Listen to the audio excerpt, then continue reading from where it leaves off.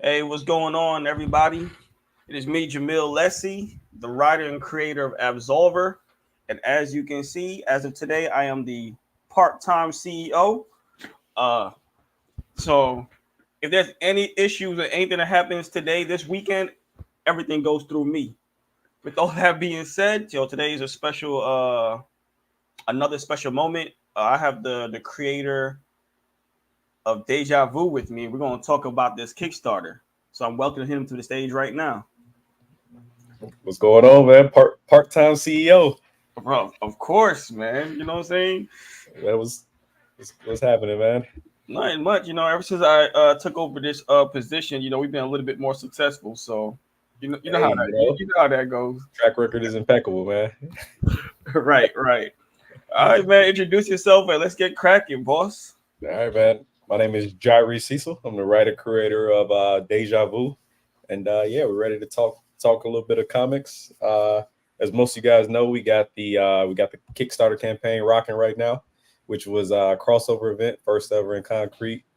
Deja Vu and the Watchman that you see right behind me. I don't know which way. Yeah. So yeah, let's get to it, man. All right. First of all, I'm gonna skip through all the corny stuff. We're gonna get straight to the meat and, Yes, and sir. what they say, the meat and the potatoes. Yeah. There you go. Meat and potatoes. All right. So what what's the origin behind AO? Let's just do a team up with our two characters. So, so for us, this goes back. This goes back what 3 years now at this point. Um, when I first, first interacted with Lyle, in terms of the comic book creation process and everything like that. Obviously, the Watchmen was already dropped. I think he dropped his first one in like 2020. I think we met in 2021. So he was in the process of finishing up his second book. And as we were talking about it, as he was, getting me to sign with the brand and everything like that, we almost immediately thought, like, yeah, one day our two characters should meet and cross over. So for us, it's kind of been in the making for 4 years because we just knew it was inevitable. When you look at what kind of motivated us or what inspired us, both of us love the show, Arrow, Flash, and everything like that. And one of the cool things that they were doing, on TV was the crossover events. They would have their annual crossover events and everything like that. And by both of our characters being street level characters, it felt like a foregone conclusion that at some point these two characters would meet and have to kind of hash it out. But but yeah, it was something that we talked about literally from day one. Oh, okay, that's dope. Now, I need to bust your bubbles for a second, bro. Like Here we this go. this is not the first crossover event, okay? All right. I knew where it was going already. I already knew where it was going. You know what I'm saying? For those that have been fans of Concrete from since the beginning, we had a one pager with two characters that appeared. I just got to throw that out there. Okay. You know what I'm Okay. saying? One page. One page. So One page. I mean, one page is better than no pages, right? exactly, At the end of the day. exactly. At the end of the day. Nah, but That's in some books. from a pure aesthetic standpoint, I think Deja Vu and Watchman are some dope looking characters. And then seeing them on the pages together, it's a good look. And I love the art team y'all got for this book. I mean, from what I've seen so far, it looks amazing, and I'm pretty sure it's going to read amazing too. Oh yeah. Um, so I mean, what without giving away too much, what's the expectations within this book? So I would say to be as non-spoilery as possible, when you talk about expectations of these two characters meeting for the first time, you really want to make sure that each character gets their shine, but also stays true to who they are, and it adds to the lore. So there was some conversation going back and forth around was this canon? Anybody who reads comics or gets into comics, they know that there's standalone issues, there's one shots, there's elseworld scenarios, alternate universes, all that type of thing. But we wanted to make sure that this book was more tangible to the universe and make sure that it was canon. So when you talk about expectations, you can definitely expect to read through this and see some growth in both of the characters. Um, Anytime you have two characters of this well, archetype, I guess you could say, there's always the questions of who wins in a battle, or whose skill sets are better and things of that nature. So you can also expect to see the two of them clash, both intellectually, physically. So it's definitely a good ride. I mean, I hope so, because you mentioned a part I really want to get into. And since Lyle's not here to defend Watchmen, I mean, the floor is yours. So I love the theme Deja Vu versus Watchmen. Who would Mhm. sincerely win and why? Yeah. So each one of them have their unique skill sets, right? But for me, the way it pans out, Deja Vu has to win, right? Because the predictability of Lyle's character, the temperamental aspects of it, causes him to get reckless from time to time. I mean, we've seen it in both of his first two issues, where his methods can get a little wild, whereas Deja Vu is much more of sound mind when it comes to these types of things, and he can he has time to plan his counterattacks and things of that nature. So it's tough in a physical hand to hand situation to to beat him out when not only can he see what you're going to do, but your movements are also predictable. So that is why Deja Vu is the superior combatant in hand to hand combat. Okay, I mean, we'll double back to this.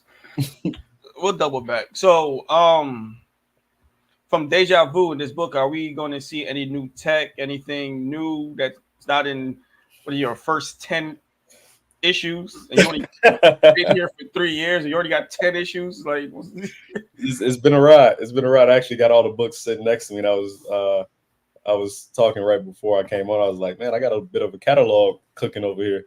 Um, so yeah, so that's a great question. Here in the collab, you do see a couple things come out. Again, not to spoil it for the readers out there, but there are two things that come to top of mind that he displays for the first time in this book, in terms of what his tech can do, along with his innate ability of precognition. So you see. No, I don't want to gloss it. I don't want to say it's three, but it's definitely two instances where you see his suit do some things that it had not done previously, and then you see something towards the climax of the story where his precognition and his suit works in sync with each other to get a desirable outcome. So all right. So, as a first time reader, do I need to pick up the other issues of Deja Vu and Watchmen to read this book, or can I start from here? So you definitely can. Yeah, I was gonna say you could definitely start from right here. The way we wrote it, there are ties. So again, it is canon. So there are ties to what took place in both Deja Vu issues 1 through 3, and also the Watchmen issue 1 through 3. So there are connective tissues there.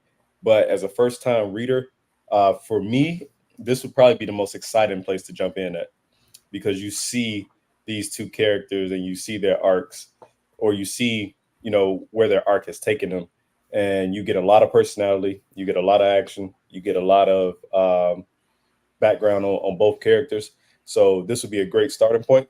And then if you want to fully connect it, you can always go back and pick up issues 1 through 3 of each.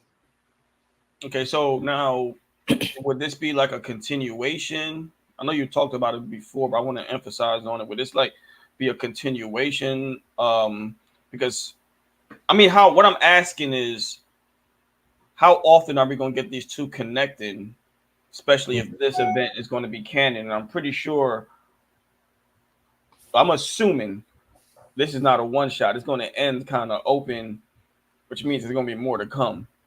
Yeah, so that's so we kicked the naming convention around a lot, because when we first started, We initially intended it for it to be a two-part book, which is one of the things we talked about in the Kickstarter. We initially intended it for it to be a one-shot. Then it developed into being each of our respective issue fours, just to like really get it immersed. But where we landed at was it's Deja Vu and Watchmen issue one. So that does leave the door open for them to meet and cross over again. Of course, they take place in similar cities, neighboring cities, essentially. So yeah, I'm sure it's inevitable that they will cross paths again once the world kind of builds out a little bit more. So no promises, but definitely opportunity for the two of these characters to meet again. Well, I'm about to make it extremely challenging for both of you guys. So Yeah. don't get mad at me, but you know, how will you guys factor in the fact that what? I'm not a fan of in comic books how Batman is dealing with whatever he's dealing with, and Superman is literally across the river and Just won't help. and just won't help, right? Just leaving this boy out to dry.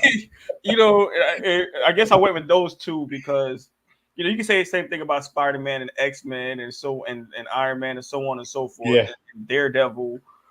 But I get it, but I'm not a big fan of it. You Yeah. know, It's like, where are the Avengers when the city is getting torn up by Rhino? Like, let's right. just put into this. So right. If it's a secret, say it's a secret. But is there any thought to how Deja Vu and Watchmen is going to deal with the fact that they're so close to each other or in their respective areas dealing with issues? Well, I think, and that's one of the things that we took into consideration too when we wanted to build it out, whether it was canon or not. Really, we look at it similar to a Star City, Central City type of situation from the Arrowverse, right? Mm-hmm. Where you had these two stories that were running in parallel to each other, and they each have their subset of responsibilities, but they're literally only a call away, right? Like there were several episodes in Arrow, if you think about that show, for those of you who have watched it, where something happens that's just big enough where the Flash has to sweep through and help him out or whatever the case may be. Or Star Labs is giving a call to the folks over in Starling City or whatever the case may be, like, hey, need help, or Diggle pops up, right? So it becomes one of those type of scenarios where each one of them have their own mission and goal, but they aren't too far away. So it may not even be these massive crossover events. It could just be a page or two, kind of like the Spider-Man and Daredevil connection, right? Where every now and then it's not really promoted as a full-blown crossover, but every now and then they pop up in each other's story because of the proximity. Oh, okay. I mean, that's dope. As long as you guys don't do, I'm right across the river and I'm not even jumping in and helping. Yeah. Nah, that's dope. So, which question I want to go with first? All right, let's start with this one. So, boom, Deja Vu and Watchmen team up. So let's just say that this team up is the equivalent of starting a brand new team. Yep. Right? Mm-hmm. You get more heroes on board. Everything. Call y'all the street level guys of justice. we'll work on that name, but yeah. Yeah, we definitely will. Do who assumes the leadership role, or do you get somebody outside of both of them to be the leader of the group, and why? I think from a leadership standpoint, I think Deja Vu has Watchmen kind of cooked in that realm, just because of his history, his mindset, a little bit older. Also, he just has more of that broader understanding. Where Watchmen is kind of known for going a little tunnel vision on a mission, on his foes, or whatever the case may be. So, I would definitely say Deja Vu is a little bit more of the plan guy. Let's establish a plan. Let's go into this thoughtfully. Whereas Watchman is just, let's kick the door in and get what we need. So if the two of them are coming together in that sense, it would definitely be that. But if you had more people joining the fray, then that would have to get evaluated. We got several street tier characters, on the brand right now that could easily fit into what they got going on, or easily kind of come together as a squad, kind of like the Defenders, right? Where you think about like the Marvel universe, whatever the case may be, that could easily kind of fall into that realm. And if you think about that, who would you say was the leader of that? I mean, was it Daredevil based off of popularity, or who was really? I'm trying to think who was. No, I wouldn't even know, to be honest with you. I'm not gonna sit here and pretend and cap for nobody. Yeah, But so I would definitely say Deja Vu would kind of take the lead there. But it would be interesting to see, more characters kind of come into the mix. yeah, I mean, for me, logically, you want to say Deja Vu, Hmm. but because I'm such a, I would I would pick Watchmen from a standpoint because I believe we need more stories where we have a leader that's like that. Hmm. You know what I'm saying? Because nowadays, that's how majority of the people feel. Like, yo, fuck it, let's just go. Right. You know what I'm saying? Yeah, let's just get to it. But that doesn't make Deja Vu less. I think Deja Vu will play that real dope Batman role to Superman. How Batman was in the Justice League, Yeah. especially with all the brains and the tech. You know, I don't know if anybody's watching House of Dragons, but you know how the hand is always being the heir to the king. So Hmm. Deja Vu will play that role to Watchmen, and then that can and conflict within the team because obviously everybody knows the team's going to win. Right. To have that internal conflict, like, yo, why is Watchman the leader? He's always, Yeah. you know It what I'm saying, always it kind messing us up. of creates that Wolverine Cyclops dynamic. Yes, Like yes, that's to me, like that's it, right? Like if you frame it up, if you threw three or four of the characters around these two, I think that's what it becomes, because there's several times where you're gonna march to the beat of Wolverine's drum because he gonna do what he gonna do anyway, right, and you just got to make sure it doesn't implode. right. And And then I, you have yeah, and I think that'll be dope because you got an internal civil war with the team. Like people that I'd rather listen to Deja Vu. hmm Watchmen is always getting us caught up. But then from there, obviously as Watchmen grows and gets older, he becomes a better leader. right, So from a telling a story standpoint, I would definitely put Watchmen as the leader and Deja and come up with a creative reason why Deja Vu didn't take it. Like, nah, I'm yeah, good. You know what I'm saying? yep, Now, yep. if y'all go in that direction, everybody heard it first. Yeah, well, I say, yeah, now you creeping yourself into the credits. I see. Oh man. But no, that would be a dope dynamic, and not only not only from a storytelling standpoint, it also makes sense from a what all they got going on, in addition to suiting up and protecting the respective cities as well. So Yeah, I, I mean, like as you talk, my brain is turning right now, and there's already canonically speaking, there's already a reason why Deja Vu can't or shouldn't take on everything. So we'll that's a little further down the road, but no, I mean, you can go ahead and tell us about it. I'm excited, just like all the fans are excited. oh, Just go so ahead. that I'm so that joking. I'm joking. I'm joking. yeah, I was gonna say that is the one thing I can't say because of how impactful it is to the character. So we'll it's coming though. All right. So before I get to my next important question that was leading to that other one, what hit me is the inevitable, man. Are we going to see sidekicks from either one of you guys? I can't wait to ask Lyle. When he gets, I'm gonna have him talk about it. But I'm feeling like there's a sidekick coming soon. Uh there's no. there's no sidekick plans for Deja Vu. I can't speak to what Lyle got going on.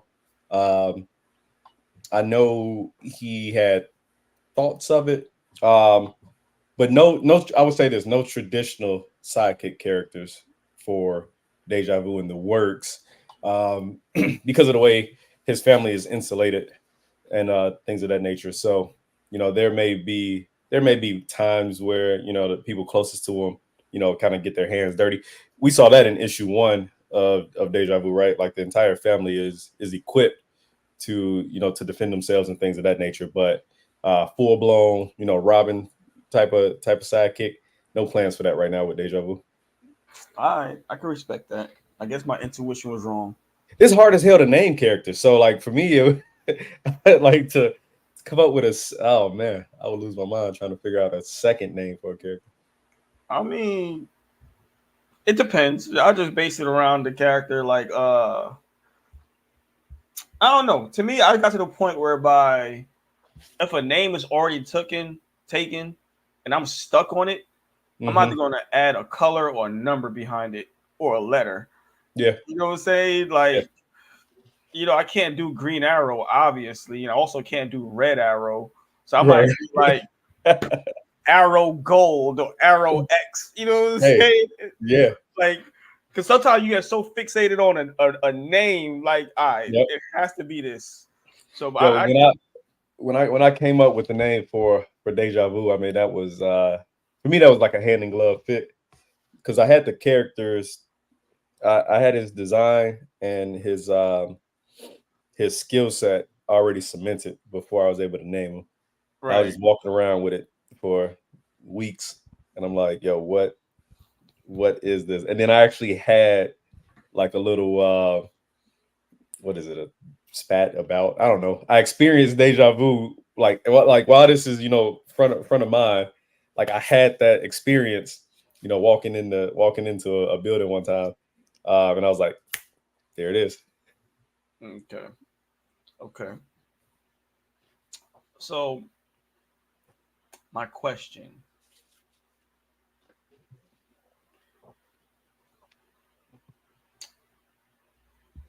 let's say Absolver. I gotta go to Absolver. Shameless Hmm. plug. You know what I'm saying? Absolver. Absolver, for whatever reason, finds his way into Chicago, Yep. and y'all don't know why he's there, but he killed somebody. Yep. Y'all assume he's bad. Yep. How does that duo handle that situation? Hey, And would y'all even win? that's one. I don't know how deep you want to go into it, man, because I think that's something that the fans would want to see. But that is so long ago when we first started talking about these crossovers, everything. The first crossover that mentally wanted to prepare for was a Deja Vu and Absolver crossover. Right. I think what made more sense is what we went with, but I think that would be a hell of a challenge for all the characters, right? Because Absolver sees things, his way, right? Where it's like, if I'm getting involved in this is because it was necessary, right? Something needed to be eradicated or vanquished, I should say, right? So Right. something needed to be taken out, and for these two characters to experience that and then take up the charge, I think it would get messy. That's for sure. It would get messy. It would get a little mystical. I think that would be a dope interaction, to say the least. How they would handle it, I mean, obviously, Deja Vu would go into it. Him and his team would try to figure out a way to neutralize Absolver, to get a baseline understanding of what they got going on. Um, Watchman would try to punch and kick his way through it. So it would be a little bit of, how do you reel him in to make sure that things don't go left. Watchman has the added advantage of the healing factor, but as he talks about all the time, he doesn't have uh, pure regeneration, right? So if a limb goes missing, it's just gone, right? So he can heal cuts, wounds, punctures, everything like that, but that regeneration is something that he doesn't have. So there would have to be some added protection. Um, I think there may be some upgrades to some suits, needed. So you could get some cool ass designs coming out of something like that. In terms of like just character suits, you think like a not necessarily full blown like Hulkbuster type of upgrade, but something along those lines Right, where right, you gotta be suited up to go into battle with Absolver. right. No, it's just a fun question. I keep saying I need Absolver to be evil or looked at as the evil one at first. You Oh know what I'm yeah, saying? But anyway, bro, this Kickstarter, this book, like I said, everything from a aesthetic standpoint looks amazing. After reading both you guys' issues, I know this is going to be a great read as well. I mean, I have a shit ton of questions, and I don't even know if I'm going to give away anything. I mean, I need to like how integrated into each other's Deja Vu and Watchman's lives will it be after this? For example, does Deja Vu eventually say, "Hey, Watchman, why don't you use," gives him like certain tech to help him out. yeah, You know what I'm saying? Like, yeah, these kind of questions. You don't got to get specifics, but I just want to know, like, I'm pretty sure everybody else is how integrated. Because, like I said, after reading the individual the books, and I know reading this one's going to be good, that's a emotional investment as a comic book fan. So that yeah. if I become a fan of these two working together, like, like how invested into each other's stories are y'all going to be moving forward? Yeah, I think it, this story here definitely has a lasting impact on both characters, and the investment is there. It isn't a one and done. Even if they never physically appeared on the page side by side again, they would still have connections to each other. They would still have impacts on each other's stories, on each other's path forward as heroes. So it's definitely one of those situations where there's some it's tangible. Like the connection that they build is tangible, and you'll see that as you move on. Even as you get into my issue 4, like there's references to like, yeah, that was a real thing when we went to Warren City, like that happened, that mattered, and vice versa. Oh, okay. Okay, that's cool. All right, man. Lastly, man, like for those that haven't picked up a Deja Vu book yet or Watchmen or who are contemplating supporting the Kickstarter, man, like give them all the reasons why. I said it. I said it's great reads. Aesthetically, both books look amazing. This one looks amazing. You know, Hmm. what can you tell them? Yeah. So quick Kickstarter recap, right? So we launched a little over a week ago. As it stands right now, we're sitting at 96 backers, just over 300% funded. We did hit 200% funded in 24 hours. So I say that to say, when we first launched, we had an incredible show of support. It was a lot of people that understood, what was going on, what all went into this. You see a bit of the fandom creeping out, in the Discord channels, on the private Facebook channels. So it's a lot of excitement around the project. Not only that, we were at Chicago Fan Expo the same weekend that we launched, and we had physical copies of the book. So a lot of times when people launch Kickstarters, there's always that question like, hey, when will I get my product? If I'll get my product, things of that nature. So the way we did this, like the book is completed, right? So we have them, and like you said, the interiors look amazing. This is a very very professional product, right? I know a lot of times, people, it's a mixed bag in terms of what you're gonna get out there, but the people who were standing in front of us, who were able to pick up the book, feel the book, flip through the book, they're like, man, this is better than what I'm picking up from Marvel and DC right now, right? Um, we had Mr. Larry Houston come by, um, the director and producer of X-Men '97. He was there, doing his thing, and he stopped by early hours on one day, and he's like, "Hey, I saw y'all yesterday, and I wanted to make sure I stopped when I had time, and I had to get it in before all the people came through and everything got busy." He's like, "But I like what y'all doing. I love the way everything looks, and keep at it, basically. And some more dialogue happened past that, but." To hear that from somebody who's been in the business for what longer than the two of us have been alive, who have produced some of the greatest things out of our childhood. You got TM, you got the Ninja Turtles, you got the X-Men, you got a ton of stuff. Care Bears, you got a ton of stuff out there. That his professional eyes have seen, and for him to see this and call it out like that looks good. What you guys have going on is good. Keep pushing. That to me says this is something that you want to back. It's not it's not charity work. It's not anything like that. Like, this is professional grade product that's been created, and we're putting a lot of passion and energy behind it.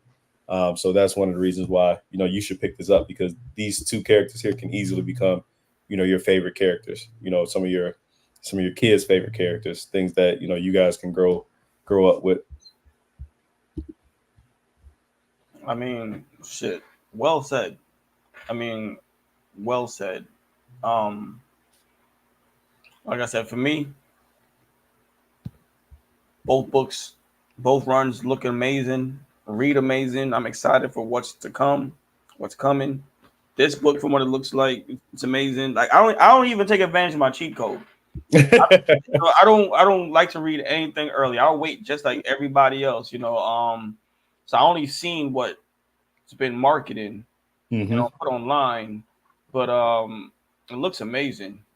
I tell Lonzo all the time, like, bro, how we let these two youngins in the group lead us to a team up, bro? Like, that is crazy.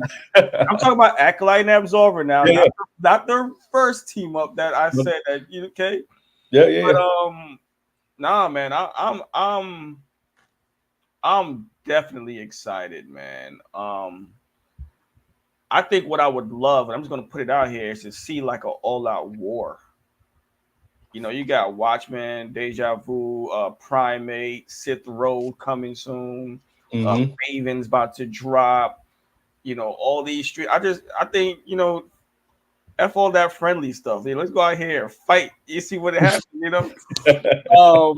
But nah, man, it's amazing, man. I'm happy for you guys. This looks amazing. Deja Vu versus Watchmen. I think it's dope. Ain't anything you want to say before we close out, bro? Yeah, so we got 7 days left on the campaign. When we launched this, we launched it as a 15 or 16-day campaign, but essentially it runs to the end of August. So you got till midnight August 31st to lock in with us to go ahead and back the campaign. Even though we stated that it's 300% funded, that's not our stopping point. Ideally, the goal is to get to 200 backers. That right now we're sitting at 96. So 96 in the first 8 days is remarkable. 300% funded in the first 8 days is remarkable. So we want to finish this back half out strong, and pretty much double those numbers, get to 200 backers. Again, it's not something that you'll be disappointed by. We still have some premium covers out there that you won't be able to get anywhere else. Even if it hits the shelves in stores, even if you buy it online later. I know a lot of people say, "Oh yeah, I'll wait, I'll get it online, or I'll wait and I'll do this." There's still exclusive covers baked into this that you can only get during the campaign. So you definitely want to take advantage of those because they won't get printed again. All right, everybody. You heard it from Mr. Cecil himself. Back that Kickstarter Watchmen versus Deja Vu, or Deja Vu versus Watchmen. I'm about to start some shit. Where um and here and then again. So my name is Jamil Lessie, part-time CEO of Concrete Comics, creator and writer of Absolver. And hey, everybody have a good one. Thanks for joining us. All right, y'all. All right.